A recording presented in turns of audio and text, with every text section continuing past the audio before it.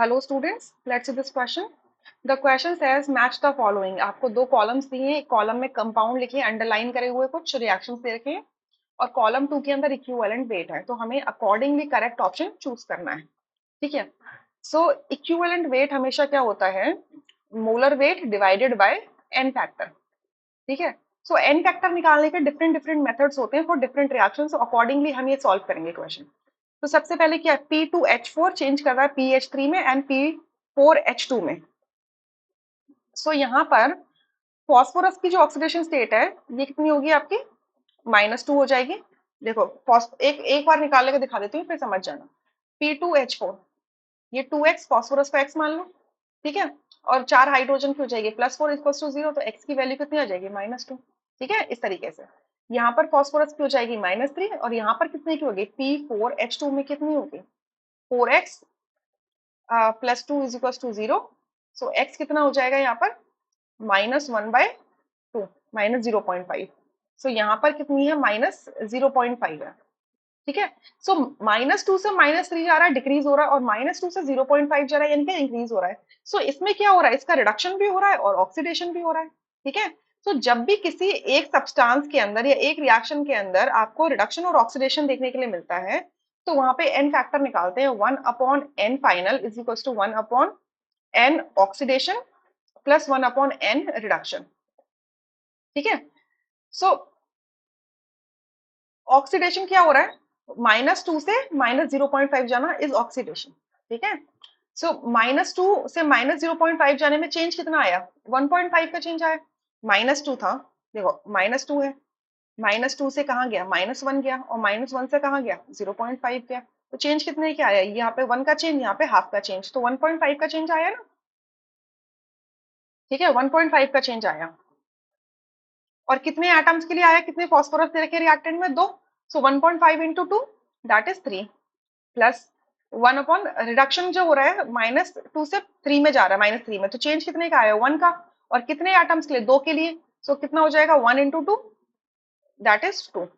सो इसको सॉल्व कर लो. ये हो जाएगा आपका कितना? 5/6. ठीक है. 5/6. सो अगर n फैक्टर 5/6 है तो इक्विवेलेंट वेट कितना हो जाएगा? m/n फाइनल कर दो, इसको n फाइनल कर दो. सो 1/n फाइनल की वैल्यू क्या? 5/6 है, तो ये हो जाएगा 5m/6. सो a का मैच हो जाएगा s के साथ में. ठीक है. अच्छा, अब उसके बाद में हम इसी तरीके से b में देख लेते हैं. यहाँ पे I2 है वो चेंज जीरो ऑक्सीडेशन स्टेट में वो -1 में जा रहा है एंड IO3 नेगेटिव में वो +5 में जा रहा है. तो ऑक्सीडेशन इंक्रीज भी हो रहा है, मतलब ऑक्सीडेशन भी हो रहा है, रिडक्शन भी हो रहा है. तो सेम मेथड से करेंगे. सो 1/n फाइनल क्या हो जाएगा? सेम फॉर्मूला लगाएंगे. ऑक्सीडेशन क्या हो रहा है? 0 से 5 में जाना, +5 में जाना इज ऑक्सीडेशन. तो चेंज कितने का आया? 5 का. और 2 आयोडीन है तो 5 इंटू 2 10 हो जाएगा. प्लस रिडक्शन हो रहा है 0 से -1 में जाना, तो चेंज आया 1 का. और 2 एटम्स के लिए हो जाएगा तो 1/2 हो जाएगा. तो इसको सॉल्व करेंगे तो हो जाएगा 10, मतलब एलसीएम 10 हो जाएगा. यहाँ आएगा 1, यहाँ आएगा 5, so that is 5/10, sorry 6/10 that is 3/5. सो यहाँ से इक्विवेलेंट वेट क्या हो जाएगा? m/n final, so that is 3m/5. ठीक है. 3m/5. तो बी का मैच कुछ होगा क्यू के साथ में. ठीक है. सेम वे में हम सी में निकालेंगे. MnO4 negative plus Mn2 positive plus H2O change हो रहा है Mn3O4 प्लस H पॉजिटिव में. ठीक है. ये रिएक्शन दे रखी है. तो अब इसमें आप क्या देख रहे हो? MnO4 नेगेटिव में मैंगनीज है +7 ऑक्सीडेशन स्टेट में. Mn+2 के अंदर, इसलिए ऑलरेडी +2 के अंदर है. ठीक है. अब Mn3O4 में देखो, Mn3O4 में तो मैंगनीज +3 में होगी.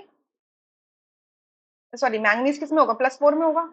नहीं, इसको निकाल देते हैं यहाँ पर. Mn3O4 है ना. So 3x -8 is equal to 0. So x की वैल्यू हो जाएगी 8/3. 8/3. तो यहाँ पर एक मैंगनीज कितना है? 8/3 में है. 8/3 की ऑक्सीडेशन स्टेट है, वो भी किसमें? प्लस में. ठीक है. सो अब हमें इसका इक्विवेलेंट वेट निकालना है जो अंडरलाइंड है. सो अब क्या देख रहे हो यहाँ से कि ये प्लस, इसको अगर मैं रिएक्शन को रिवर्स कर दूं सो ये +8/3 जो है वो चेंज हो रहा है किसमें, 7 में, +7 में। सो +8/3 का मतलब क्या हो गया, देखो 8/3 का मतलब क्या होता है, 2.6, +2.6 +7 में जा रहा है, तो क्या हो रहा है ऑक्सीडेशन हो रहा है, ठीक है। तो और +2.6 +2 में भी जा रहा है तो रिडक्शन हो रहा है, तो दोनों ही प्रोसेस हो रहे हैं, तो 1/NF इज इक्वल्स टू 1/ऑक्सीडेशन। सो ऑक्सीडेशन हो रहा है 8/3 का +7 में जाना, ठीक है, मतलब +2.6 का +7 में जाना इज ऑक्सीडेशन। तो चेंज कितने का आएगा, तो यहाँ पे देखो चेंज कैसे निकालोगे, 7 माइनस 8/3, तो ये जाएगा कितना, सॉल्व करो, 7×3 = 21, 21 माइनस 8, 13, 13 डिवाइडेड बाय 3, सो 4.33 का चेंज आएगा, 4.33 का चेंज आया, ठीक है। और कितने एटम्स के लिए, 3 के लिए, तो इसको मैं डेसिमल्स में ना लिख के मैं इसको ऐसे कर देती हूँ, 7 माइनस 8/3 है, इसको सॉल्व किया तो 21 minus 8 divided by 3 that is 13 divided by 3 आया, एक एटम के लिए, 3 एटम से रखे Mn3O4 में, तो 3 से मल्टीप्लाई करूंगी तो चेंज कितने का आएगा, 13 का चेंज आया। तो वन एन फैक्टर ऑक्सीडेशन के लिए कितना हो जाएगा, 13, प्लस रिडक्शन के लिए देखो 8/3 से वो 2 में गया है, ठीक है, तो चेंज कितने का आ रहा है, 8/3 minus 2, so 8 minus 6 divided by 3, सो 2/3, और 3 के लिए गया है तो इंटू 3 कर दोगे, तो चेंज कितने का आया, ओवरऑल 2 का आया, ठीक है। तो ये यहाँ से माइनस, ये यहाँ से डिलीट कर दो,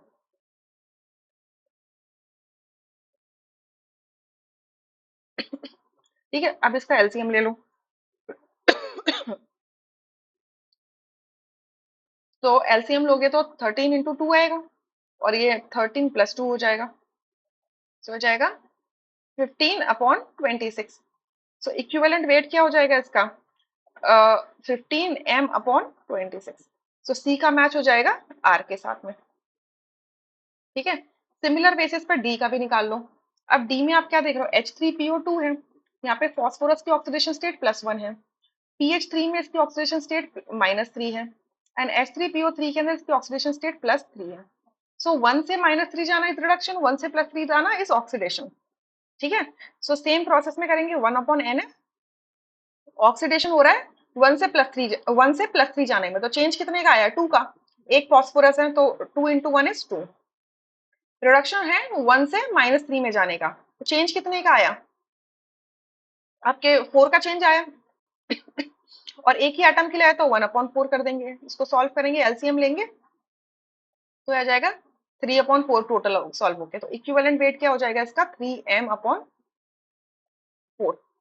सो पी, डी का मैच हो जाएगा पी के साथ में, तो करेक्ट है, मैच है SQRP। So A option correct है, rest options would be incorrect. I hope you understood, thank you.